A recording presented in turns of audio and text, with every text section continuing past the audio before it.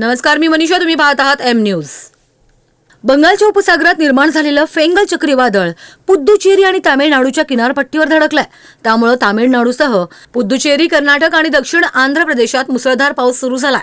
सध्या या ठिकाणी ताशी 80 ते 90 किलोमीटर वेगानं वारे वाहत आहेत. फेंगल चक्रीवादळ रविवारी पहाटे उत्तर तामिळनाडू आणि पुद्दुचेरीच्या किनारपट्टीवर पोहोचलं.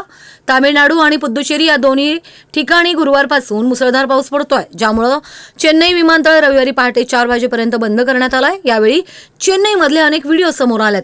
अशातच चक्रीवादळाच्या वेळी लँडिंगसाठी धडपडत असलेल्या इंडिगो एअरलाइन्सच्या एअरबस A320 निओ विमानाचाही व्हिडिओ सोशल मीडियावर व्हायरल होत असून या चक्रीवादळाची ताकद नेमकी किती होती हे या व्हिडिओतून पाहायला मिळतंय.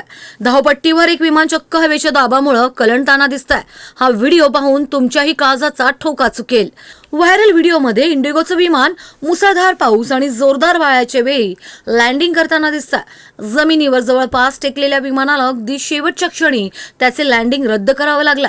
जमिनीपासून अगदी काही इंचावर असलेल्या या विमानाचा अपघात होणार असं वाटत असतानाच हे विमान पुन्हा आकाशात झेपावलं. दरम्यान हेलका वेखात लँडिंगचा प्रयत्न करत असलेल्या या विमानाचा व्हिडिओ सोशल मीडियावर व्हायरल होतोय.